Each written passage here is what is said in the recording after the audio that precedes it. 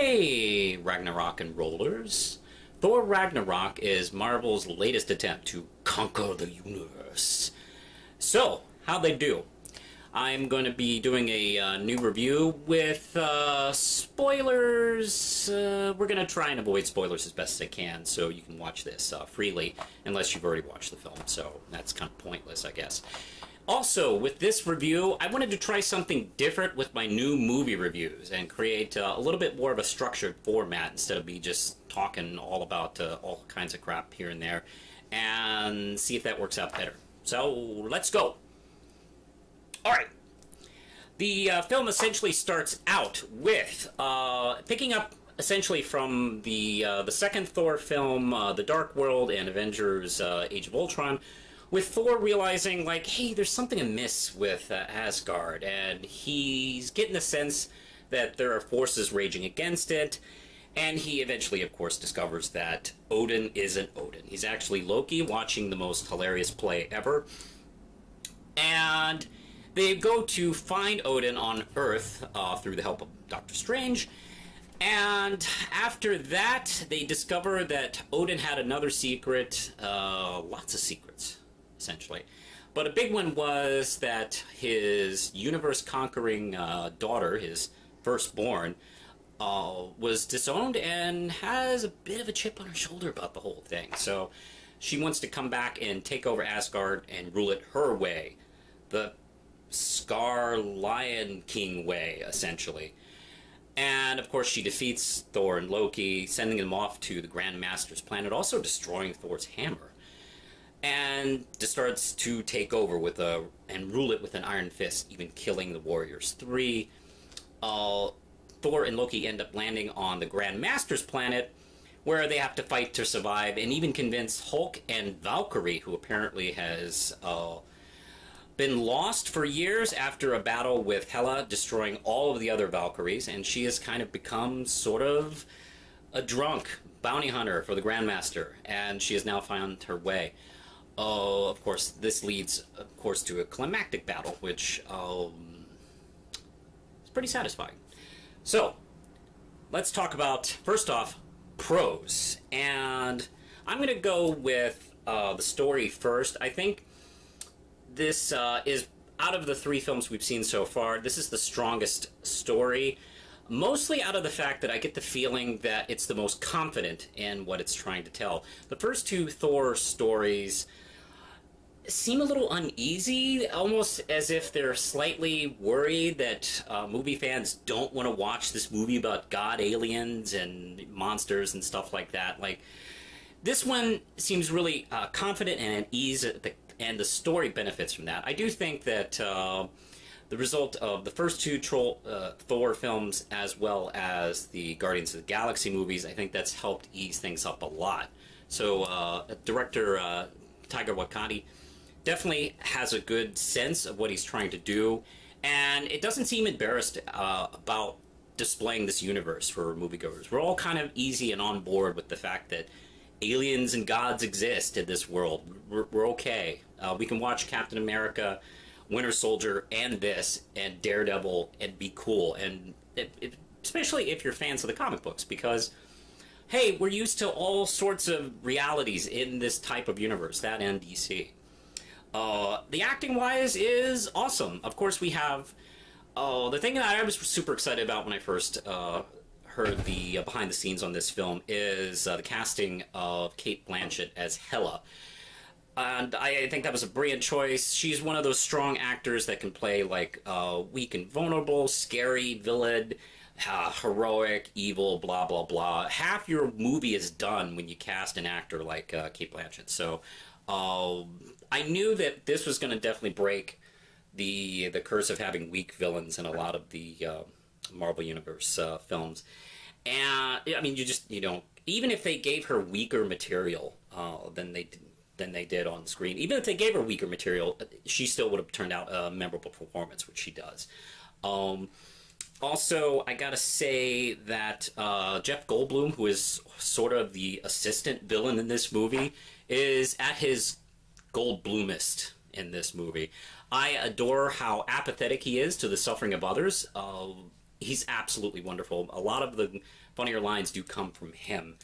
And of course, not only do I enjoy the relationship between Thor and Loki in this one, also the one with Thor and Hulk, because they also have like this rivalry going in the past Avengers movies, and it's kind of fun to see them kind of come to terms with it. I also enjoy watching Thor try to recruit Hulk and Banner and talk behind each other's backs, which was kind of funny.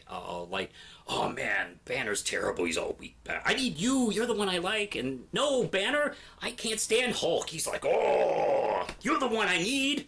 I love that. He's like so desperate at this point. He will say anything to get Hulk Banner on board. Also, of course, I really enjoyed the maturity in the way Thor's relationship with Loki was handled in this film. There's a lot of attention to the humor, which I'll get to in a minute. But I think the heart of the story really has a lot to do with their relationship. And we've seen it, like, destroyed.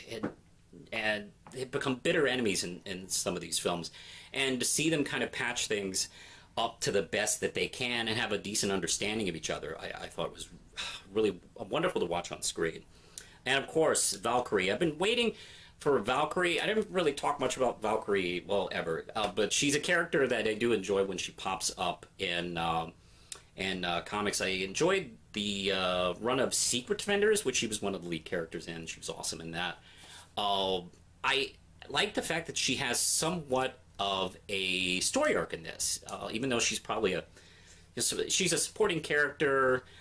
But she has this storyline where she feels like she's been pretty much defeated and has no purpose in life. So she resorts to being like somebody who just captures warriors for the Grandmaster, and she's kind of drunk all the time. Her first appearance is hilarious, by the way. And she finds herself in this story, and it's exhilarating to watch. The sequence flashback of her and the other Valkyries being defeated by Hela is just beautiful, essentially. And also the look of this film. There's a lot of kind of 80s Flash Gordon as well as old school Jack Kirby cosmic, especially in the like 60s, late 60s, when he was doing a lot of stuff for DC New Gods, and some of his stuff off the table from Marvel and DC. Some of the coloring he would just use was so vivid and bright and sometimes unnatural and strange, but still beautiful. I see a lot of that in this movie, and as well as the design of some of the characters and worlds. And it's nice to see that kind of utilized. It's probably the most Jack Kirby-ish film I've seen from Marvel this far. And also, the action and the humor, I think, is mostly well mixed. There's some wonderful banter that sometimes feels improvised. Can't be too much because, you know, some of that is dealing with Hulk, who is like a 3D character. But I do know that probably, I think Mark Ruffalo is there on set acting, which definitely helps out a lot. That kind of thing, because that helps a lot because essentially films like this, characters like this, sometimes are difficult to kind of get into because it doesn't feel like they're there. Like watch, you know, the Star Wars prequels, for instance. But, you know, when he's there, when he's acting alongside of Thor, it definitely do feel that tension that actually works. And also, I gotta say, the climactic battle scene, this is a minor spoiler, I don't know if this is, but using the Immigrant song from Led Zeppelin from the trailer, actually in the big main battle was a stroke of genius. I love it. It was just as epic as the song delivers, and because sometimes I've seen this song used ironically and hilariously, and they don't do that here. It's absolutely wonderful. Now let's go to cons, and I mentioned how much I like the humor, and I think that the humor is used to kind of like create a lot of like scenes where tension is relieved. I think that it kind of like invites character and get us to know the characters a little bit better in their situation. However, there are a couple of moments where I feel like Tiger kind of like overplays his hand here and there in a couple of scenes. Now, I won't give away what they are, but there's one scene at the end where our heroes win and lose, and it's a huge dramatic moment, and it's offset by a joke. Now, the joke I really liked. It's well delivered. It's well done. I just don't think the joke needed to be in that scene. It reminded me of the search for Spock in that moment where the Enterprise is destroyed, but Kirk sacrifices the Enterprise to save the crew and everybody else, and they're watching it blow up, and that's a huge emotional moment, and I wish that had been more like that scene, and it really kind of like decides not to, and I wish they had just trusted the material to do that. Now, you can make the argument that this film series, is a action fantasy comedy series, and there are a number of fans, comic book fans, that have a lot of problems with it because they just won't let it go. They want this to be an epic fantasy series like Lord of the Rings or something like that, and they just won't accept that that's not what Marvel is interested in doing with Thor. That's not where we're going. However, on the other hand, there are like comedies and adventures that use humor and action, but still give us serious moments. Like Princess Bride does that. Princess Bride is pretty much a comedy, but the scene where Inigo Montoya finally gets his revenge is hardcore serious. And also comparison, Steven Universe is a comedy adventure series, but when they have scenes like when Steven discovers that his mother killed Pink Diamond, they let the impact flow and they don't undercut it with a joke.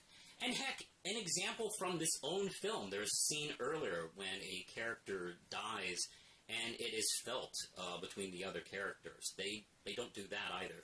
So this film, I think some detractors might call it like it's trying to do a parody and something like that. I think that's a little bit missing the point of it. I just think there's a couple of scenes that maybe they could have held back on with the humor and just let the emotions play out and just trust us to be able to deal with it. And it's a little uneven in that case because there are some scenes where they do. So that would be my only complaint regarding the humor in that. I actually think, here's the thing with the humor in the film is when a film uses a lot of humor in its adventure story, if you don't think it's funny, then that's going to be a tough sit for you. I was actually thinking earlier today that, in a way, this film is similar to what Schumacher was doing with Batman and Robin. The big difference is the jokes in Batman and Robin aren't funny, and the jokes in this one are funny. So, yeah, that's kind of how it plays out. So that's definitely something that you can use to kind of judge for yourself if you're going to like it or not. Also, I will say that there's a couple moments, maybe because some of the script is improvised, that Thor feels a little out of character at times. And I know he's been on Earth for a few years at this point, so I know that's kind of rubbed off on him, but he's still Thor. He's thousands of years old. And he's also an arrogant guy from Asgard, so there's a moment where he yells, "Oh my God," when he sees somebody killed. And I just don't feel like that's something Thor, the God of Thunder, would say. I know "Oh my God" doesn't exactly connect totally 100% to Western Christian culturalisms, but it's usually thought of that way. It's almost similar to hearing Hercules yell, "Jesus Christ!" when something awful happens. Can you imagine that? I can't. Also, there's a couple moments where there's a couple of scenes where Chris Hemsworth